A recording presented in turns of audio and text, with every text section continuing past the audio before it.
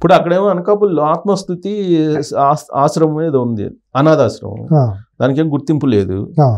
దీని ఈ పెట్టినటువంటి వాళ్ళు ఎవరో ఏంటి అనేది ఇప్పుడు పోలీసులు తేల్చలేకపోతున్నారు. ఇప్పుడు ఇది ఒక రాకెట్ కూడా ఉందండి.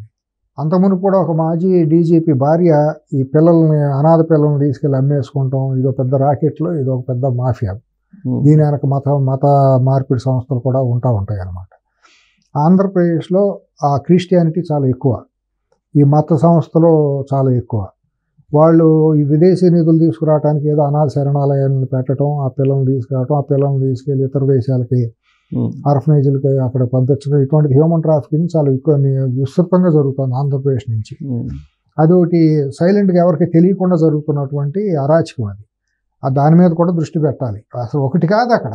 ఇవాళ నేను ఇందాక చెప్పినట్టు ఆ రాష్ట్రాన్ని సరిదిద్దాలంటే ఇప్పుడు ఉన్నంత స్టాఫ్ మళ్ళీ కావాలి.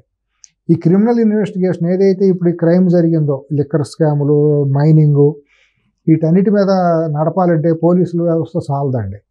కొన్ని అంతర్జాతీయ స్థాయిలో కూడా వెళ్ళిన నేరాలు ఉన్నాయి. వీటిల్లో మనీ లాండరింగ్ జరిగింది.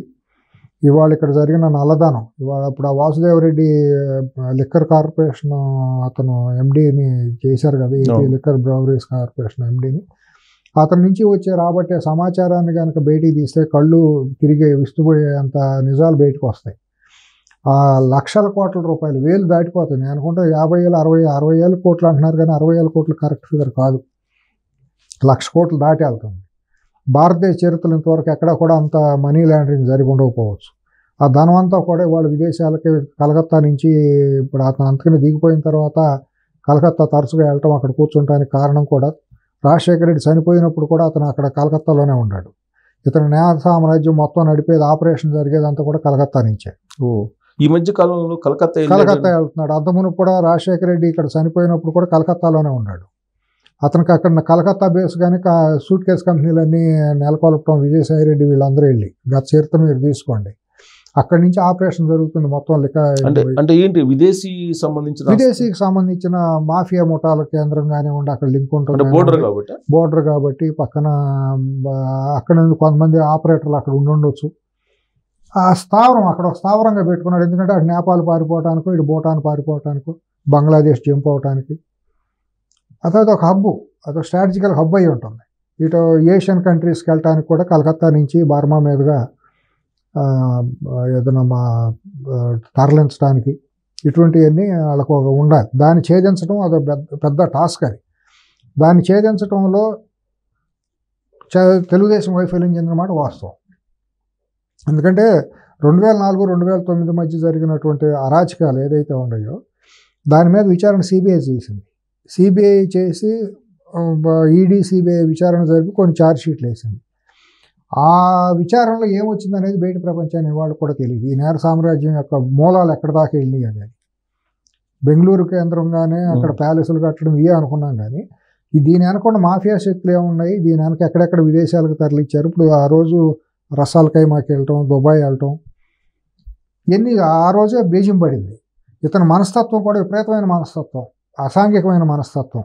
ఇతను అంతర్జాతీయ మాఫియా సంస్థలతో ఇతనికి సంబంధాలు పెట్టుకునేటువంటి మనస్తత్వం ఇతుంది. ఇతను ప్రపంచంలో ఒక మాఫియా నేతగా పెరగాలనే ఆకాంక్ష ఉంది. ఎంతకైనా తెగిస్తాడు. ప్రపంచ స్థాయి మాఫియా పేర్లు కొన్ని ఉంటాయి కదా, వాళ్ళని ఒక రోల్ మోడల్గా పెట్టుకుని వాళ్ళకి నేనేందుకు తీసిపోను, వాళ్ళతో పాటు నేను అవ్వాలి అనే దానికి రాజకీయాన్ని అడ్డం పెట్టుకుని చేసినటువంటి ఇది. గంజాయి సూత్రధారి ఇతనే అయి ఉంటాడు 100%. అదొక స్ట్రాటజీ అతను దోపిడీలు. ఎందుకంటే ఈవెన్ డ్రగ్స్ కూడా బయట రాలేదు. ఇంకా అప్పుడు సిబిఐ వాళ్ళు వచ్చారు, వైజాగ్ లో ఏదో చేశారు, ఆ రోజుతో అయిపోయింది, ఏమైంది తెలియదు. తర్వాత గుజరాత్ ముంద్రా పోర్ట్లో వచ్చిన 6,000 కేజీలు హెరాయిన్ ఏమైంది వాళ్ళకే తెలియదు. దాని మీద ఎర్రచందనం, కొన్ని వేల టన్నుల ఎర్రచందనం వెళ్ళిపోయింది. ఇసుక అంటే దేశంలోనే అమ్ముకుంటారు అనుకోండి, అది పెద్ద ఇదే. వీటి ముందు పోలిస్తే ఇసుక పెద్ద ఇది కాదనుకోండి. వేరే మినరల్స్ కొన్ని ఎక్స్పోర్ట్ వెళ్ళినాయి. అక్కడ ఆంధ్ర తీర ప్రాంత పోర్టుల నుంచి కొన్ని ఖరీదైన అంతర్జాతీయ మినరల్స్ కొన్ని తరలిపోయినాయి. జీరో దీంట్లో మైనింగ్ దాంట్లో.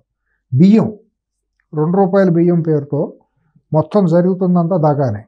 ఇవాళ చంద్రబాబు గారు ఆయన అంత విజనరీ అని ఆయన ఇది చెబుతారు కాబట్టి సంక్షేమంగా నిజమైన సంక్షేమం ప్రజలకు అందించాలంటే ₹2 బియ్యాన్ని తక్షణం తీసేయాలి.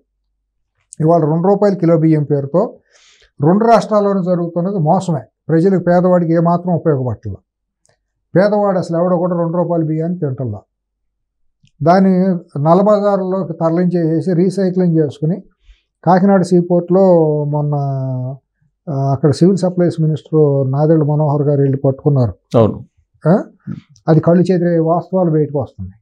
పట్టుకున్నారు. మళ్ళీ వాళ్ళకే పర్మిషన్ ఇచ్చేయడానికి మళ్ళీ కొంతమంది బీజేపీ పెద్దల దగ్గరికి వెళ్ళిపోయి వీళ్ళే వెళ్ళిపోయి బీజేపీ వాళ్ళును జనసేనలో కొంతమంది ప్రముఖులు వెళ్ళిపోయి ఏదో ఢిల్లీలో కూర్చుని దాన్ని రూపుమాపేసుకునే పరిస్థితులు జరుగుతున్నాయి అనే మాట కూడా బయటకి వచ్చింది. సరే, స్కామ్ బయటికి తీసిన తర్వాత దాన్ని ఇది చేయటప్పుడు ఇక్కడ 111 జీవోలో మనం మొన్న చూస్తున్నాం. ఇల్లు కూలగొడతా అంటే కాంగ్రెస్ వాళ్ళు వెళ్ళిపోయి రేవంత్ రెడ్డి గారి మీద కంప్లైంట్ ఇచ్చి ఢిల్లీలో మీరు అది ఆపిస్తారా లేదా అని చెప్పి పేపర్లో కూడా చూస్తున్నాం. హైడ్రా దాన్ని రద్దు చేయాలంటున్నారు. అసలు రద్దు చేయాలని ఆంధ్ర నుంచి వచ్చిన కాంగ్రెస్ నాయకులు వచ్చేసి తెలంగాణలో జరుగుతుంటే ఆంధ్ర నుంచి వచ్చిన కాంగ్రెస్ నాయకులు ఢిల్లీ వెళ్ళి కంప్లైంట్ ఇస్తున్నారు, హైడ్రా రద్దు చేయండి అని చెప్పి. ఇప్పుడు దీని వెనక అసలు మొత్తం ఏంటంటే హైడ్రాది ఎలా ప్రస్తావన వచ్చింది కాబట్టి కేవీపీ ప్రజలు చేస్తున్నాడు హైడ్రాని రద్దు చేయడానికి అనేది. అదే కదా, ఆంధ్ర మూలాలు కలిగినటువంటి వాళ్ళు ఇక్కడ హైదరాబాదు రాజకీయాల్లో వేలు పెట్టి హైడ్రాని రద్దు చేయండి లేదా ముఖ్యమంత్రి చెప్పేసి హైడ్రాలో కూలగొట్టడం ఆపేయండి అని చెప్పడం అంటే నువ్వెవడు అసలు ఆంధ్ర రాష్ట్రంలో జరిగే ఘోరాల మీద నువ్వు మాట్లాడకుండా హైదరాబాద్లో ఇక వేరే రాష్ట్రంలో వేరే వాళ్ళకంటూ స్వాభిమానం ఉంటుంది కదా. ఇక్కడ జరిగిన పర్యావరణం నాశనం చేశారు కదా అందరూ చేరి. ఎవరైనా సరే పర్యావరణాన్ని నాశనం చేస్తే ఎవరైనా బాధ్యులమే కదా, శిక్షార్హులే కదా. 111 జీవోలో ఉండగా అక్కడ పెద్ద పెద్ద విల్లాలోనూ ఫామ్ హౌస్లు ఎట్ట కడతారు మీరు? మీ దాకా వచ్చేటప్పటికి మీరు ఇవాళ కార్డులు తీస్తారా, పార్టీ కార్డులు లేదా కులం కార్డులు ఎట్టా పడితే అట్ట ఇష్టానుసారం చేసేసి. సరే, ఇటువంటివి ఏంటంటే ఇంత దుర్మార్గాలు జరుగుతూ వస్తున్నాయి. ఇప్పుడు ఇతను కంటిన్యూ చేస్తాడంటారా ఇలాంటి ఒత్తిళ్ళ మధ్యలో? చేయాలి, హైడ్రాని చేయాలి, 100% చేయాలి. అది పర్యావరణంగా ప్రజలందరూ ముక్తకంఠంతో సపోర్ట్ చేస్తున్నారు. విఘ్నులు, మేధావులు అందరూ, సామాన్యులు అందరూ కూడా ఇవాళ అప్రిషియేట్ చేస్తున్నారు. రేవంత్ రెడ్డి గారు తీసుకున్న హైడ్రా దీంతో ఆయన రంగనాథ్ గారు తీసుకున్నటువంటి నిర్ణయాలు చాలా హర్షిస్తున్నారు ప్రజలందరూ. కేటీఆర్ మాత్రం వ్యతిరేకిస్తున్నాడు. వాళ్ళు అంటారండి, వీళ్ళందరూ సెంటర్ రాసుకుంటే వాళ్ళు పెంట రాసుకుంటారు, సింపుల్ అది. ఎందుకంటే ఆ లాస్ట్ జనవాడలో ఫామ్ హౌస్లు కొట్టేస్తారేమోనని భయం అవుతుంది. అన్ని కొట్టుకుంటారు, 100% వెళ్ళాలి. మీది నాది కొట్టినప్పుడు అతను ఎందుకు కొట్టకూడదు? అతను అతీతుడా చట్టానికి? డెఫినెట్గా కొట్టి తీరాల్సింది, ఎవరిదైనా కొట్టి తీరాల్సింది. ఈవెన్ రేపు రేవంత్ రెడ్డి గారికి సొంతం ఉందా, వాళ్ళ తమ్ముళ్ళది ఉందా, వాళ్ళ సోదరులది ఉందా, వాళ్ళ బంధువులది ఉందా, కొట్టేయాల్సిందే. అంతేగాని వాళ్ళది కొట్టి వీళ్ళది కొట్టి ఆయన నేను మా బంధువులు కొట్టినట్టు ఊరుకోరు కదా, ప్రజలు హర్షించారు కదా. అతను ఏమంటాడంటే హైడ్రాని పెట్టి నువ్వు ఇట్లా ఆక్రమణ కోలుకొంచడం కాదు, సుంకేసుల్లో గోడ కూలిపోయింది, అది మెగా కృష్ణారెడ్డి కూల్చి దాని వైఫల్యము, ముందు అతను బ్లాక్ చేయని చెప్తున్నాడు. మరి నీవు ఇచ్చింది నువ్వే కదా, 600 కోట్లు 2000 కోట్లు చేసింది నువ్వే, నీ తండ్రే కదా. నువ్వు నీ బాబేగా సుంకేసులు తీసుకెళ్ళి అప్పనంగా మెగా కృష్ణారెడ్డి కట్టబెట్టింది. ఎన్ఆర్ఐ మెడికల్ కాలేజీ భాగవతం బయటకు తీయాలి ఇప్పుడు, దాని వెనక ఎవరు ఉండారనేది.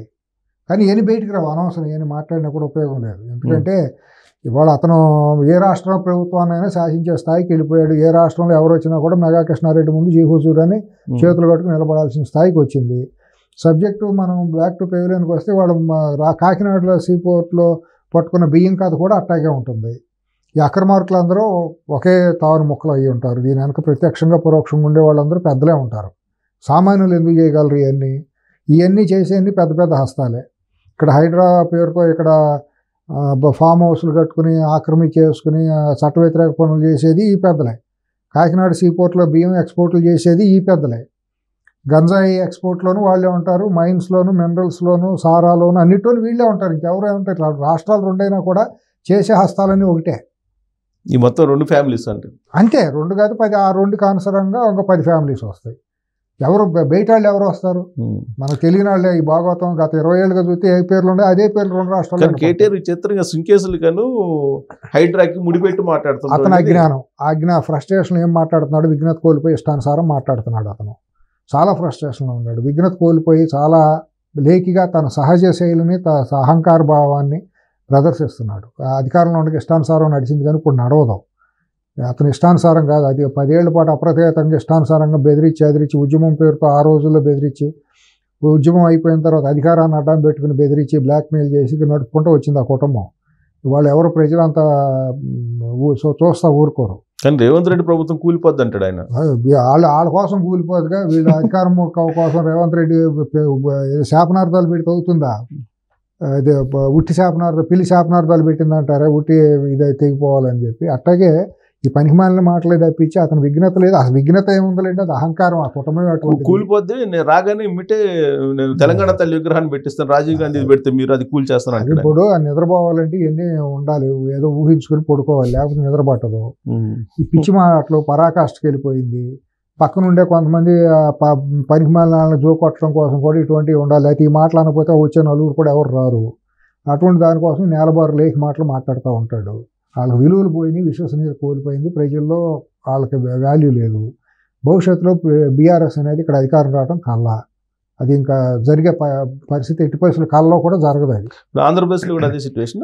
ఆంధ్రప్రదేశ్లో అది మూసేసినట్టే, వైసీపీ మూసేసినట్టే. కానీ వైసీపీ మూసేసినా కూడా వైసీపీని ప్రజలు మళ్ళీ భవిష్యత్తులో అధికారం ఇవ్వటం అనేది అసంభవం. అయినా కూడా ఆ వైసీపీ అనే అరాచక శక్తి అక్కడ రాజకీయంగా మనుగడలో ఉన్నంతకాలం ఆ రాష్ట్రానికి నష్టమే, ఆ రాష్ట్రానికి రూపాయి రాదు. ఇక్కడ ఏంటంటే హైదరాబాద్ అనేది ఒక గ్రోత్ ఇంజిన్ కాబట్టి ఇక్కడ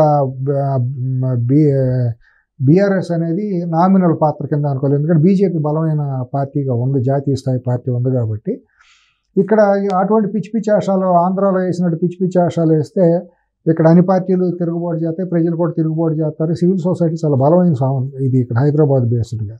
అక్కడ ఆంధ్రప్రదేశ్లో దురదృష్టవశాత్తు సివిల్ సొసైటీ అంత బలంగా లేరు. మేధో డ్రైనింగ్ అంతా అయిపోయింది, ఇంటలెక్చువల్ డ్రైన్ మొత్తం అంతా బ్రెయిన్ డ్రైన్ అయిపోయింది. సమాజం బలంగా లేదంటారా, మేధో సంపత్తి తక్కువైందంటారా? మేధో సంపత్తి ఎక్కువ అవుతుంది అక్కడ, తక్కువేం కాదు, ఎక్కువ అవసరానికి మించి ఉంటుంది. హైపర్ యాక్టివ్గా ఉంటారు, కానీ వాడాల్సిన దానికి వాడరు అక్కడ ప్రజలు. అతి తెలివి ఎక్కువ అక్కడ జనాలకి. ఇవాళ అసలు అక్కడ సివిల్ సొసైటీ ఏమాత్రం పనిచేయట్లేదు, చైతన్యం లేదు ప్రజల్లో. ఆ రోజుకు చూసుకుందాం, టైం వచ్చినప్పుడు చూసుకుందామని. ఎందుకంటే మొన్న ఎలక్షన్లో మీకు తార్కాణం, సివిల్ సొసైటీ ఏమీ లేదని అనుకున్నాం, కానీ వాళ్ళు ఏం చేయగలిగారు? ఓటింగ్ టైంలో కనుక కదా మనం రోజు మాట్లాడే ఉపయోగం లేదు కదా అనుకున్నారు, ఓటింగ్ టైంలో వేసారు. అట్లాగే ఏంటంటే ఇప్పుడు అక్కడ ప్రజల్లో కూడా ఆ చైతన్యం అనేది ఎక్కువ.